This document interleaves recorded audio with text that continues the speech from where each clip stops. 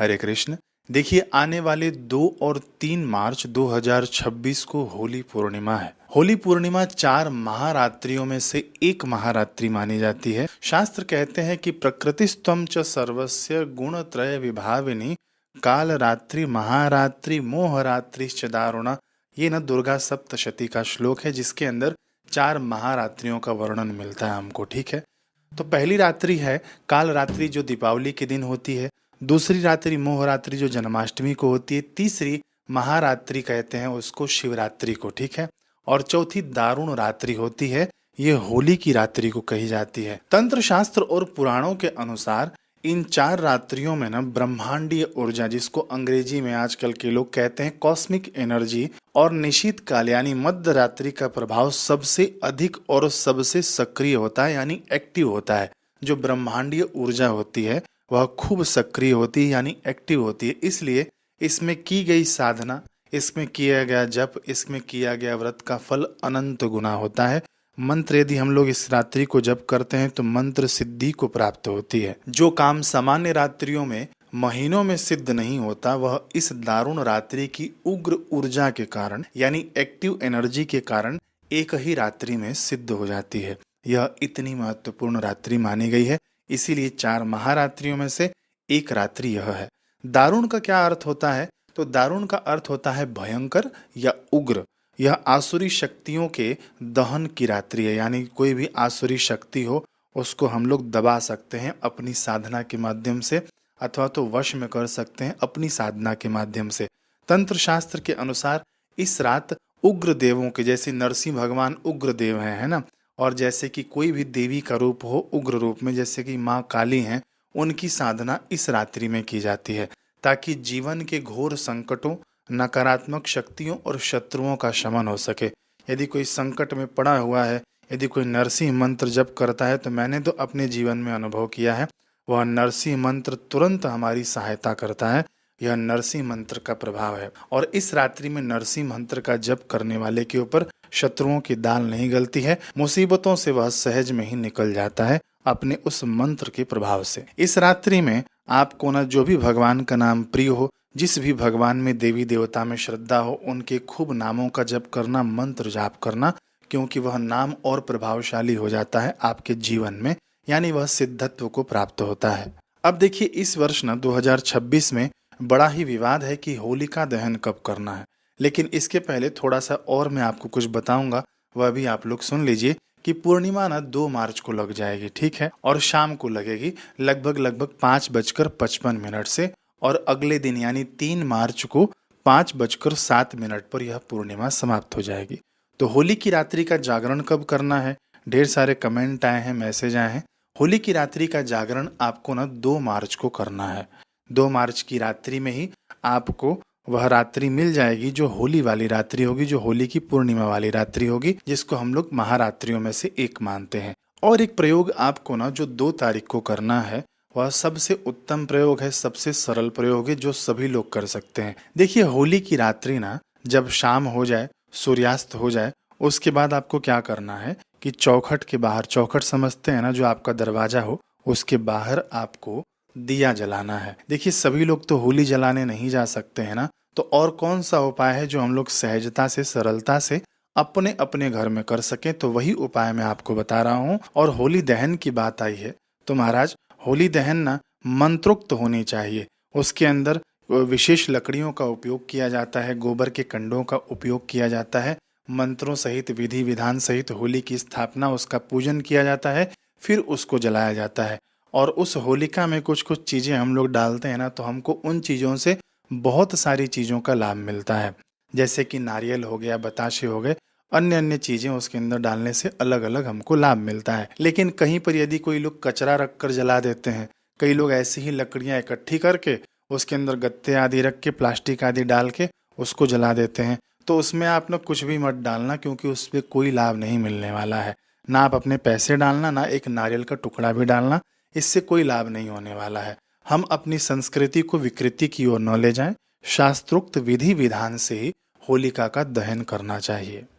खैर, बात चली थी कि सभी लोग तो होलिका दहन नहीं कर सकते हैं, तो हम अपने अपने घर में क्या करें? तो अपने अपने घर में चौखट के बाहर आप चौमुखी दीपक जलाना, यानी एक ही दीपक में 4 बत्तियां होती है ना, चारों तरफ मुख वाली, उसके अंदर सरसों का तेल भर देना और चारों बत्तियों को जलाकर घर के बाहर आपको रख देना है, चौखट के बाहर। उस दीपक के नीचे आपको अक्षत का आसन देना है। अक्षत नहीं मिले तो थोड़े पुष्प के भी आसन आप लोग दे सकते हैं। ये कब करना है? आपको 2 तारीख को सूर्यास्त के बाद करना है। फिर जब वह दीपक आप आसन देकर जला लेना, फिर उसके बाद ना आप उससे तिलक कर देना, थोड़ा सा पुष्प आदि चढ़ा देना, उस दीपक को थोड़ा धूप बत्ती या अगरबत्ती आप लोग दिखा देना। ये हो गई दीपक की पूजा। फिर हाथ जोड़कर आप प्रार्थना कर लेना कि हमारे घर में खूब धन धान्य की वृद्धि हो, हमारे घर से नकारात्मक शक्तियों की विदाई हो, हमारे घर की नकारात्मक शक्तियों से रक्षा हो। देखिए आज के दिन ना लक्ष्मी जयंती है। लक्ष्मी माता समुद्र मंथन के माध्यम से आज के दिन ही प्रकट हुई थी। तो इस दिन आपको ना लक्ष्मी हवन करने का समय मिल जाए तो बिल्कुल आप लोग विधि विधान से लक्ष्मी जी के लिए हवन कर लेना, श्री सूक्त के माध्यम से। कैसे करना है तो उसके ऊपर भी मेरा वीडियो पहले से ही पड़ा हुआ है चैनल पे, आप लोग सर्च कर लेना श्री सूक्त हवन बाय योगीराज मनोज, तो आपको मिल जाएगा। लिंक मैं आपको इसका डिस्क्रिप्शन में दे दूंगा। अब इस हवन में ना हमने बेलपत्र आदि के माध्यम से हवन किया है। यदि आपको बेलपत्र नहीं मिले तो साधारण सी जो सामग्री होती है उसके माध्यम से भी आप लोग हवन कर लेना, लाभ ले लेना। अब मान लीजिए किसी के पास हवन करने के लिए समय नहीं हो, मैं तो कहूँगा कि समय निकालना। यदि समय नहीं हो तो आप क्या करना, केवल श्री सूक्त का पाठ आप लोग सुन लेना, ठीक है। श्री सूक्त का पाठ भी अपने चैनल पर डला हुआ है, सर्च कर लेना उसे, अथवा तो लिंक डिस्क्रिप्शन में है, उस पर देख लेना आप लोग। तो ये आपको इस दिन जरूर करना है। इससे क्या होगा ना, देखिए सरसों का तेल आपके घर के बाहर जल रहा है तो नकारात्मक ऊर्जा उस दिन आपके घर में नहीं आएगी, क्योंकि इस दिन होली की रात्रि में नकारात्मक ऊर्जा खूब अधिक प्रभावशाली होती है। इसका आप लोग दमन भी खूब अच्छे से कर सकते हैं, अथवा तो इसको आमंत्रित भी आप लोग खूब अच्छे से कर सकते हैं। सरसों का तेल नकारात्मक ऊर्जा को खत्म करता है और घर के बाहर प्रदोष काल में दीपक जलाने का विधान यह है कि घर में लक्ष्मी जी का आगमन हो। दरवाजा दीपक जब जलाएं तो इस समय खुला रखना आप लोग। तो ये हो गया एक प्रयोग। फिर दूसरा प्रयोग इसी दिन आपको करना है कि चंद्र देवता को अर्घ देना है। चंद्र देवता को लक्ष्मी जी का सहोदर माना जाता है। सहोदर यानी होता है भाई। इनका भी जन्म समुद्र मंथन के माध्यम से ही होता है, इसीलिए इनको भाई कहा गया है। तो चंद्र देवता को जो लोग पूर्णिमा को अर्घ देते हैं उनके घर में लक्ष्मी जी स्थायी होती हैं। कई लोग पूछेंगे कि महाराज इस दिन भद्रा लगी रहेगी तो क्या हम लोग चंद्र देवता को अर्घ दे सकते हैं? जी हाँ, बिल्कुल दे सकते हैं। क्या हम लोग इसके अंदर हवन आदि कर सकते हैं? जी हाँ, बिल्कुल कर सकते हैं। अब आते हैं सबसे विवादित बात पर कि इस वर्ष यानी 2026 में होलिका दहन कब है, 2 मार्च को है या 3 मार्च को है। मैं यहाँ से ना बिल्कुल आपको शास्त्र की बात समझा कर बताऊंगा ताकि आप लोग इसे समझ जाएं और दूसरों के आगे भी आप लोग इस बात को रख सकें। यदि कोई आपसे तर्क करे तो मैं इस ढंग से इतनी सरलता से आपको बिल्कुल समझा दूंगा कि होलिका दहन 2 को है या 3 को है। सबसे पहले हम लोग समझेंगे कि भद्रा क्या होता है। मुख्य जो इसके अंदर विवाद है ना भद्रा को लेकर ही है कि 2 तारीख को तो भद्रा है, लेकिन 3 तारीख को पूर्णिमा खत्म हो जा रही है 5 बजे ही, तो हम होलिका दहन करें तो करें कब? तो यहाँ पर ना विवाद ना भद्रा को ही लेकर है। तो सबसे पहले हम लोग भद्रा को ही समझते हैं कि भद्रा होती क्या है। देखिए कोई भी तिथि हो, चाहे एकम हो चाहे दूज हो, देखिए एकादशी भी एक तिथि है, द्वादशी भी एक तिथि है, अमावस्या भी एक तिथि है, पूर्णिमा भी एक तिथि है, चतुर्थी भी एक तिथि है, पंचमी भी एक तिथि है। तिथि आप लोग समझ गए। तो तिथि मान लीजिए यहाँ से शुरू हो रही है और यहाँ तक है। एक उदाहरण के तौर पे आप लोग समझिएगा, ठीक है। यहाँ से शुरू होकर यहाँ तक है, तो जो आधी जो है, जो बीच में जो आता है उसका 2 हिस्सा कर दिया जाए, तिथि के यानी 2 हिस्से किए जाएं, तो उसको उन हिस्सों को ना करण कहा जाता है। समझिए उन हिस्सों का नाम क्या होगा? करण। कुल 11 प्रकार के करण होते हैं, जिसमें से विष्टिकरण एक है। विष्टिकरण को ही हम लोग भद्रा कहते हैं। करण कितने प्रकार के हैं, टुकड़े कितने प्रकार के हैं? 11 प्रकार के हैं, और उनमें से एक है विष्टिकरण, जिसको हम लोग भद्रा कहते हैं। तो ज्योतिष के कड़े नियमों के अनुसार शुक्ल पक्ष की जो पूर्णिमा तिथि है उसका पहला आधा भाग, यानी मैंने आपको बताया कि तिथि यदि यहाँ से शुरू हो रही है यहाँ पे खत्म हो रही है, तो जहां से शुरू हो रही है उसके आधे भाग तक भद्रा लगी रहती है। यानी पूर्णिमा जब से शुरू होती है, चाहे कोई भी पूर्णिमा हो, होली वाली पूर्णिमा ही नहीं, कोई भी पूर्णिमा हो साल भर की, जहां से पूर्णिमा शुरू होती है तो फर्स्ट हाफ तक भद्रा रहती ही रहती है, आधे तक। समझ गए आप लोग कि भद्रा का समय क्या होता है। भद्रा पूनम की शुरुआत से ही शुरू हो जाती है, चालू हो जाती है। लेकिन जो पूनम के दिन भद्रा शुरू होती है ना, तो पहले उसका मुख नहीं आता है, उसका मुख अंत में आता है। और भद्रा का मुख जो है ना, सबसे अशुभ माना गया है। तो यही कारण है कि 2 तारीख को जो 5:55 से पूर्णिमा शुरू हो रही है, उसी समय से भद्रा काल भी लग जा रहा है। इतना तो आपको समझ में आ ही गया होगा। हमने सुना है कि भद्रा काल में होलिका दहन नहीं करना चाहिए, तो फिर भी कहीं कहीं पर पंचांग में 2 तारीख को दिखाया जा रहा है और कहीं कहीं पर होली दहन पंचांग में 3 तारीख को दिखाया जा रहा है। तो क्या 2 तारीख वाले गलत हैं क्योंकि वे भद्रा में जला रहे हैं, और क्या 3 तारीख वाले गलत हैं जो पूर्णिमा खत्म होने के बाद होलिका दहन कर रहे हैं? अथवा तो दोनों में सही कौन है, मुझे बताइए। तो देखिए, मैं कहूंगा कि ना दोनों गलत हैं ना दोनों सही हैं। कैसे, आप वो निर्णय खुद कर लेना। तो आइए अब हम लोग शास्त्र पर आते हैं कि शास्त्र इस विषय में क्या कहते हैं। मैं यहाँ पर आपको ना धर्म सिंधु शास्त्र के अनुसार बताऊंगा। धर्म सिंधु में वर्णन आता है, देखिए श्लोक में नहीं, लेकिन मैं सीधा सीधा आपको अर्थ बता रहा हूँ। देखिए, पूर्णिमा पहले दिन पड़ रही हो और दूसरे दिन भी पड़ रही हो, ठीक है ना। पहले दिन में भद्रा तो लगती ही लगती है, उसमें कोई दुराय नहीं है। लेकिन दूसरे दिन यदि पड़ रही हो और उसके अंदर प्रदोष काल नहीं भी लग रहा हो, तो भी उस पूर्णिमा के दिन होलिका दहन किया जा सकता है, भद्रा वाली को छोड़कर। लेकिन दूसरे दिन में एक शर्त डाल दिया गया है कि यदि दूसरे दिन पूर्णिमा है, भले ही शाम को नहीं हो, प्रदोष काल को स्पर्श नहीं करता हो, है ना, लेकिन वह न 10:30 घंटे होनी चाहिए। वह पूर्णिमा का समय शास्त्रों में 3.5 प्रहर कहा गया है। एक प्रहर लगभग 3 घंटे के बराबर मान्य होता है, ठीक। तो 10:30 घंटे यदि दूसरे दिन पूर्णिमा है, तो उस दिन आप होलिका दहन कर सकते हैं। समझ गए आप लोग इतना। तो दूसरे दिन जहां जहां भी सूर्योदय पहले होता हो, जैसे कि पूर्वी भारत में सूर्योदय ना पहले हो जा रहा है, तो उनको 3 तारीख को पूरा 10:30 घंटा मिल जा रहा है, तो वो लोग शास्त्र के अनुसार 3 तारीख को होलिका दहन कर रहे हैं, तो वे बिल्कुल सही हैं। और जहां पर सूर्योदय तनिक लेट होता है, दूसरे दिन आपको पूर्णिमा पूरे 10:30 घंटे नहीं मिल रही हो, तो शास्त्र आज्ञा करते हैं कि पहले दिन वाले ही भद्रा योग में आप लोग होलिका दहन कर लेना।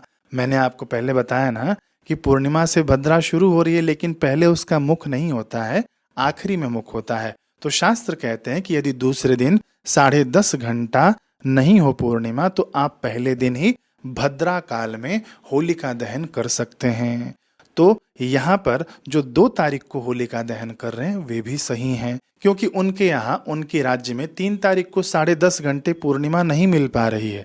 इतनी बात समझ गए ना आप लोग कि 3 तारीख को यदि आपके यहाँ पे 10:30 घंटे पूर्णिमा का योग है, तो 3 तारीख को होलिका दहन करिए। यदि 3 तारीख को आपके यहाँ पे 10:30 घंटे पूर्णिमा का योग नहीं लग रहा है, तो चुपचाप आंख बंद करके 2 तारीख को होलिका दहन कर लीजिए, ठीक है। इतना आप लोग समझ गए होंगे। अब स्पष्ट हो गया होगा कि कहीं कहीं पर 2 तारीख है, कहीं कहीं पर 3 तारीख है।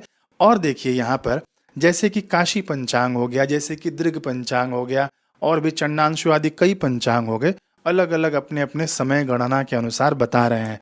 अब मैं आपको बता दूं, 2 उदाहरण लेता हूं 2 पंचांगों की। एक तो काशी पंचांग हो गया जो वाराणसी आदि से प्रकाशित होता है, दूसरा अपना दृग पंचांग आदि हो गया। तो दोनों में समय का डिफरेंस क्यों हो जाता है? जब पंचांग तो एक ही है, शास्त्र एक ही है, ग्रंथ एक ही है, तो यहाँ पर डिफरेंस इसलिए होता है क्योंकि जो पंचांग है ना, कई आधुनिक पद्धति से चलते हैं, ग्रह नक्षत्रों का अच्छे से सटीक मान के चलते हैं। कई जो है ना प्राचीन पद्धति से चलते हैं, तो वहाँ पे 2-3 घंटों का डिफरेंस हो जाता है। यदि आपको कोई शंका हो कि आपके राज्य में कैसा है, कब दहन करना है, तो आप अपने लोकल पंचांग जो होते हैं ना, जैसे कि काशी वाराणसी वाले, वहाँ पर जो वहाँ के अनुसार जो पंचांग बनाए जाते हैं, उनके अनुसार भी आप होलिका दहन कर सकते हैं। अथवा तो जो मैं आपको यहाँ पर समय बता रहा हूँ, उस हिसाब से भी आप लोग होलिका दहन कर सकते हैं। समय आपको वीडियो के आखिरी में मिल जाएगा। मैं एक चीज और आपको बता दूं, जो कि शास्त्र कह रहे हैं कि इदम होलिका पूजनम श्रवणा कर्मादिवद भुक्त्वापि कुर्वती। यह होलिका पूजन श्रवण कर्म आदि के समान भोजन करने के बाद भी किया जाता है। ऐसा नहीं कि हम लोग भोजन नहीं कर रहे हैं, होलिका दहन करेंगे उसके बाद ही भोजन करेंगे, ऐसा नहीं है। कोई इसके अंदर कड़क रूल नहीं है। आप लोग भोजन करके भी होलिका दहन कर सकते हैं। यदि पहले कर रहे हैं तो भी चल जाएगा। ये बात कई लोगों को नहीं पता थी, ये शास्त्र में लिखी थी, तो मैंने आपको बता दिया। अब देखिए, मैंने पिछले वर्ष सोचा था ना कि होलिका दहन के ऊपर मैं संपूर्ण विधि विधान बनाऊंगा कि कैसे लकड़ी गाड़ी जाती है, जमीन में कैसे सजाई जाती है, कैसे गोबर के उपले रखे जाते हैं, कंडे रखे जाते हैं, उस होलिका में क्या क्या डाला जाता है, मंत्र कौन कौन से होते हैं, उसके बाद परिक्रमा कैसे करनी, क्या क्या करना, सब विधि विधान का सोच के रखा था। लेकिन इस समय सुविधा व्यवस्था नहीं बन पाई तो नहीं कर पाया, और इसलिए सोचा था मैंने कि ताकि आप लोग ना उसको देखकर अपने गांव में, नगर, शहरों में अच्छी विधि विधान से कर सके, जिससे आपको संपूर्ण लाभ मिले। क्योंकि जो होलिका विधि विधान से की जाती है ना, उसकी जो राख बच जाती है उसको आप उठाकर डिब्बी में रख सकते हैं, और उससे कोई तिलक करता है बच्चों को तो उनको कभी नजर नहीं लगती, ऐसा प्रभावशाली वह राख होती है। तो फिलहाल अगले साल हम लोग देखेंगे। बाकी यदि कहीं मंत्रोक्त होलिका दहन हो रहा हो तो वहां पर आप लोग जरूर जाकर लाभ लेना और उसकी परिक्रमा जरूर करना, अपने स्वास्थ्य की रक्षा के लिए, धन धान्य की वृद्धि के लिए, अपने परिवार की सुरक्षा के लिए। और बाकी यदि आपको यह जानना है कि होलिका में क्या क्या चीज अर्पण करने से क्या क्या लाभ होता है, यदि आप चाहते हैं तो बताना मुझे कमेंट में, मैं उसके ऊपर भी एक वीडियो बना दूंगा। ग्रहण के ऊपर वीडियो आ चुका है, यदि आप लोगों ने नहीं देखा हो तो लिंक में दे दूंगा डिस्क्रिप्शन में, उसको भी देख लीजिए। और ग्रहण का कैसे लाभ लेना है वो वीडियो देखेंगे तो आपको पूरा पता चल जाएगा। हरे कृष्ण।